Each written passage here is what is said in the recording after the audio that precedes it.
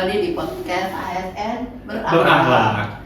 Nah, hari ini kita kedatangan dua tamu spesial nih. Ada Bapak Amirullah, Amirullah, lalu ada Bapak Wahyudi. Nah, mungkin kita sambil ngobrol-ngobrol gitu, mungkin perkenalan dulu kali ya, Bapak-bapak ini siapa-siapa saja. Mungkin dari Pak Amirullah dulu. Baik, terima kasih Mbak Desi, Mas Ahmad. Saya Amirullah, dosen di Fakultas Ilmu Pendidikan Universitas Negeri Makassar. Status saat ini masih CPNS. Oke, terima kasih Pak Amirullah. Silakan Pak. Pak Wahyudi. Ya, perkenalkan nama saya Wahyudi, salah satu dosen di Fakultas Teknik Universitas Negeri Makassar, tepatnya di Pendidikan Teknik Elektro. Oke. Oke, ya. Hari ini kita akan bahas apa nih? Wah, hari ini kita temanya cukup asik nih. Oke, Jadi kita cukup akan asik. membahas mengenai manajemen ASN, Oke. lalu juga smart ASN. Siap. Kita akan membahas tentang manajemen ASN. Kita mulai dari mana nih? Oke. Manajemen ASN. Manajemen ASN dulu. dulu. Oke. Manajemen ASN, Bapak. Silakan, ada yang mau ditanyakan mungkin pertanyaan pertama? Oke, sebenarnya di manajemen ASN tuh kalau kita ngomong manajemen kan besar sekali nih. Ada gimana kita profesional, lalu ada etika, ada dan kawan-kawan. Lalu yang baru-baru saya dengar kalau ASN itu ada namanya nilai yang berakhlak. Apa sih sebenarnya nilai berakhlak itu? Mungkin dari Pak Amirullah dulu kali ya. Menurut Pak. Oke, ya terima kasih untuk nilai sekarang tuh yang di ASN. Memang ada nilai berakhlak yang lagi digaungkan. Itu merupakan core value ASN ya, atau nilai-nilai dasar ASN yang diharapkan itu menjadi pedoman ASN dalam berpikir, bertindak dan berperilaku. Ya, ASN berakhlak sendiri sebenarnya sih akronim ya. Oh, Akronim oke. ya dari pertama berorientasi pelayanan, Oke. yang kedua akuntabel, kemudian yang ketiga itu kompeten, kemudian yang keempat adalah harmonis, kelima adalah loyal, keenam adalah adaptif, dan yang terakhir yang ketujuh adalah apa tuh? Kolaborasi. Kolaborasi, benar. I Kolaborasi. see. Asik banget ya, ada akronimnya sekali. Nah, Iya. itu ada 7 mungkin 7 nilai. Ya. ada 7 nilai ya. Dari bapak-bapak sendiri kan ini backgroundnya pendidikan nih. Ya. Kayaknya kita nggak mungkin ya 100% di 7 itu. Ya. Menurut bapak-bapak ini, kalau misalkan disuruh pilih 3 dari ke-7 nilai-nilai dasar, apa sih sebenarnya yang perlu dimiliki oleh Anda sebagai seorang dosen? Mungkin Pak Wahyudi? Ya. Sebagai seorang dosen mungkin kalau diminta 3 ya. Nah, jadi kalau 3 itu mungkin yang pertama harusnya berorientasi pelayanan. Nah, terus pastinya adaptif, dan yang ketiga yang saya pilih terakhir deh, kolaboratif. Oke. Ya. Berarti Bapak Wahyu mengatakan kolaborasi, Iya. betul. orientasi pelayanan, adaptif dan kolaboratif. Iya. Ya, kayaknya dosen memang harus memiliki 3 nilai itu ya, yang paling penting nih. Tapi yang lain nggak dinegasikan, harus fokus ke yang lain juga. Cuma fokusnya ke 3 itu. Jadi kalau Pak Amirullah gimana? Iya, betul. Kalau berkaitan dengan kebutuhan kita sekarang sebagai seorang dosen, memang 3 yang disebutkan tadi oleh Pak Yudi menjadi hal yang cukup penting. Ya, bukan berarti yang lain nggak penting, tapi cukup penting.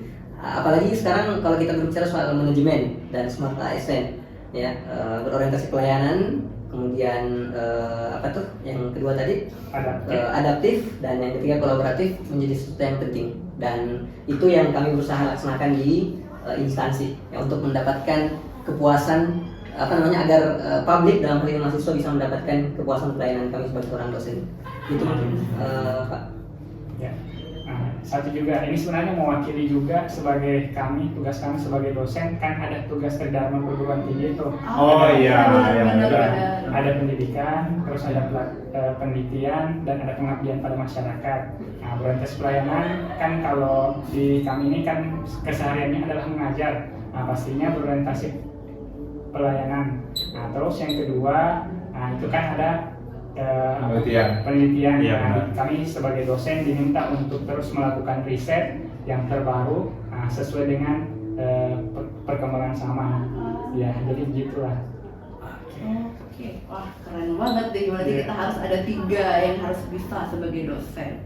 Kita harus melayani dengan baik, kita juga harus bisa adaptif, jadi penelitiannya up to date ya. Waktu ya terus. Lalu harus mengabdi kepada masyarakat. Salah satu bentuk kolaboratif juga. Oh iya benar ya, berarti misal nih kan tadi Bapak Wahyudi tadi orang teknik, lalu Bapak Amirullah pendidikan, berarti bisa sekali ya berkolaborasi. Iya, sangat-sangat bisa. Oke, terkait nilai-nilai yang tadi nggak ada nilai yang disebutkan ke Bapak Amirullah, dikatakan bahwa ada smart ASN yang digaung-gaungkan. Iya. Oke, smart ASN. Gimana sih Bapak pandangannya terkait smart ASN itu? Atau Pak Wahyudi, bagaimana sih smart ASN? Apakah smart ASN itu ke sistemnya atau ke manusianya gitu? Oke, silahkan mungkin Pak Wahyudi dulu deh. Nah, ini kan kalau berbicara tentang smart ASN, nah ini mungkin adalah sebuah perubahan dari transformasi dari industri 4.0 yang sekarang banyak sekali digaung-gaungkan juga di Indonesia. Nah, jadi mungkin sebagai seorang ASN, ini kami harus menyesuaikan diri dan mengikuti perkembangan zaman tersebut. Jadi dengan adanya smart ASN ini, kami harus beradaptasi dengan perkembangan teknologi yang ada saat ini. Iya. Kalau Pak Amirullah? Iya, saya sih kurang lebih sama. Jadi kalau ditanyakan apakah manajemennya atau SDM-nya, kalau saya sih dua-duanya. Ya, jadi smart ASN ini berkaitan dengan keduanya. Pertama manajemennya, yaitu artinya sistem untuk merespon zaman atau revolusi industri 4.0. Ya, berarti kita harus menyiapkan sistem yang adaptif dengan situasi itu. Kemudian yang kedua, sistem yang canggih itu tidak akan bisa kita manfaatkan kalau SDM-nya nggak smart. Jadi SDM-nya juga harus smart. Betul. Jadi dua-duanya manajemen sistemnya harus disiapkan. Yang kedua SDM-nya harus pandai menggunakan sistem itu. Proses seperti itu. Oh, Iya. iya. Oh, di instansi bapak-bapak sendiri nih, mungkin kan tadi ada yang sistem, ada yang SDM nih. Mungkin apa bentuk dari instansi bapak untuk menyiapkan si smart ASN itu? Iya, ada tidak Ya. langkah-langkah atau apa yang sudah pernah diterapkan di instansi Bapak?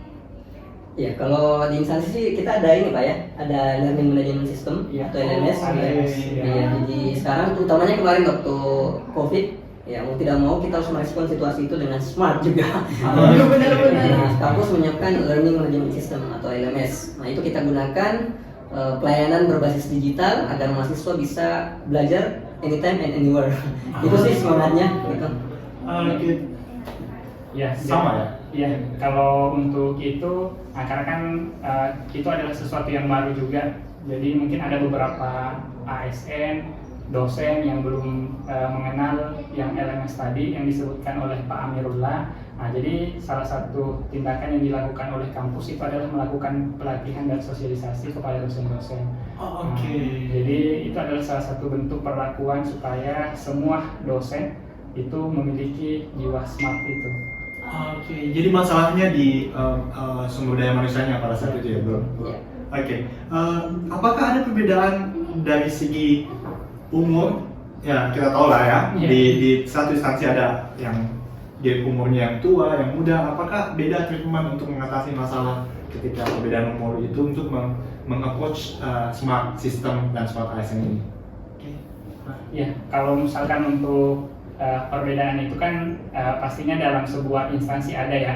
Nah, tetapi untuk pelatihan yang diberikan itu dilakukan secara merata terlebih dahulu, tapi mungkin yang lebih yang sudah terbiasa dengan teknologi informasi, nah pastinya akan lebih mudah paham. Ya, yang muda-muda ya? Iya, lebih mudah, artinya dia lebih milenial lah. Ada sama-sama. Iya, jadi sisa mereka melakukan artinya dalam sebuah, kalau misalkan dilakukan secara lingkup besar di universitas, nantinya menyebar ke jurusan-jurusan.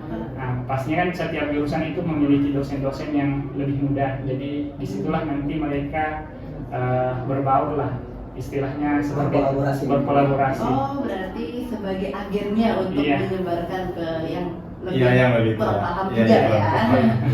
Benar-benar. Oh, bagaimana dengan Pak Amirullah pendapatnya? Iya, jadi penggunaan learning management system ini kan kewajiban ya untuk Iya. semua dosen, tidak kenal usia. Jadi dosen yang senior maupun yang berusia lebih muda itu mau tidak mau harus beradaptasi dengan sistem ini. Nah, mungkin tantangan yang tadi disebutkan Pak Yudi itu lebih kepada bagaimana responnya sih. Nah, kita yang dosen-dosen yang mungkin Pak Yudi sebutkan dari milenial itu lebih cepat atau lebih tepat dalam respon. Lebih responsif. Iya, sekali. Iya, sehingga hampir tidak ada masalah sih kalau kita maksudnya bukan tidak ada masalah 100%, tapi kalaupun ada problem kita lebih adaptif. Untuk mencari tahu. Benar. Adapun dosen-dosen yang mungkin dari sisi umur lebih senior dan mungkin responnya itu tidak secepat kita yang generasi milenial, ya, sehingga mereka kesulitan. Nah, tadi yang disebutkan Pak Yudi, ada kolaborasi yang harus dijalin agar keduanya bisa saling mengisi. Bisa semua menggunakan sistem yang sama dan mengembangkan. Ya, dengan tujuan bersama kolaborasi lah ya. Betul. Karena kepentingannya untuk mahasiswa kan. Iya, sekali. Oh, berarti ada sistem seperti itu ya, cukup membantu sekali buat kita, apalagi ya yang lagi kemarin COVID 2 tahun yang benar-benar tidak mungkin untuk berkumpul bersama, apalagi terutama lah masalah kesehatan kayak gini itu sulit sekali. Oke. Terkait ini Pak, selama pemakaian ini sudah berapa, pasti sudah dilaksanakan, aplikasi sudah dipakai berapa tahun kan? Pembaharuannya ada evaluasi tahunan kah atau evaluasi apa gitu? Ya, terkait sistemnya.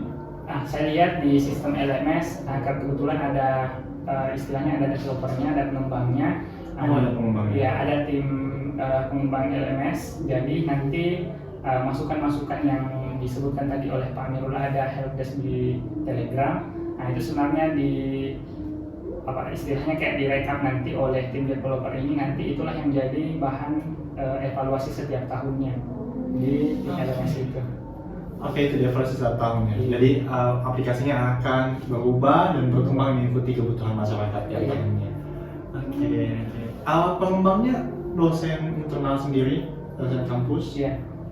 Untuk dosen pengembangnya itu ada beberapa dosen dari kampus instansi sendiri, dan ada beberapa programmer dari luar. Oke, tetap kolaboratif Iya, ya. Kolaborasi sekali. Buat akhlaknya jalan sekali Jalan nih. sekali, luar biasa. Oke, saya kira sudah panjang diskusi kita mengenai bagaimana pelayanan Smart ASN ini. Cukup luar biasa. Sudah banyak solusi-solusi yang diberikan dari dua narasumber kita. Mungkin ada sepatah kata dari Bu Desi? Wah, saya berterima kasih sekali terhadap ilmu-ilmunya. Baru tahu kalau ada berakhlak, ada Smart ASN, sistem LMS. Mungkin sampai sini saja kita pembahasan di podcast ASN berakhlak ini. Ya, kita mungkin pakai tagline terakhir ya. Bisa. Iya, apa? Kami siap melayani bangsa. Melayani bangsa. Oke, dalam hitungan 1, 2, 3 ya. Boleh. Oke, kami ASN bangga melayani bangsa.